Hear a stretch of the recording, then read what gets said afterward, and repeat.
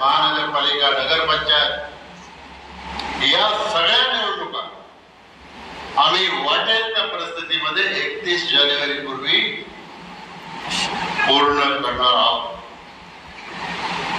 मग तुम्ही सांगा, जर आता 2 आणि 3 दिवसांनी जर निवडणुका जाहीर होणार असतील,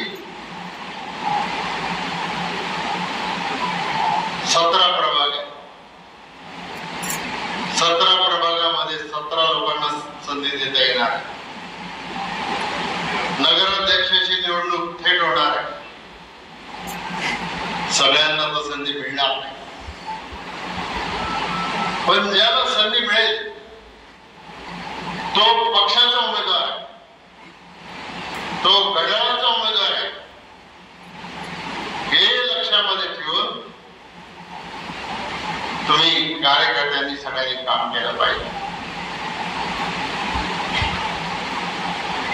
आणि नगर परिषदेच्या निवडणुका चालू असतानाच माझ्या माहितीप्रमाणे जिल्हा परिषदच्या निवडणुका पण जाहीर होतील। माझी जी माहिती आहे त्या माहितीप्रमाणे साधारणपणे 15 डिसेंबरला जिल्हा परिषदच्या निवडणुकांचं मतदान त्या ठिकाणी होईल। आणि जिल्हा परिषदच्या निवडणुका चालू असताना महानगरपालिकांच्या निवडणुका जाहीर होतील आणि 15 जानेवारीला त्याचं मतदान होईल आणि 31 जानेवारी पूर्वी हा सगळा कार्यक्रम निवडणुकीचा संपलेला असेल, नवीन लोकांना सत्ता मिळाली असेल।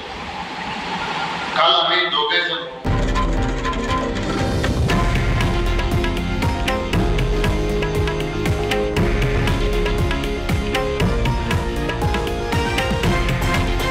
हे आहे देशातील नंबर 1 न्यूज नेटवर्क आणि आपण पाहत आहात TV9 मराठी, एकमेव।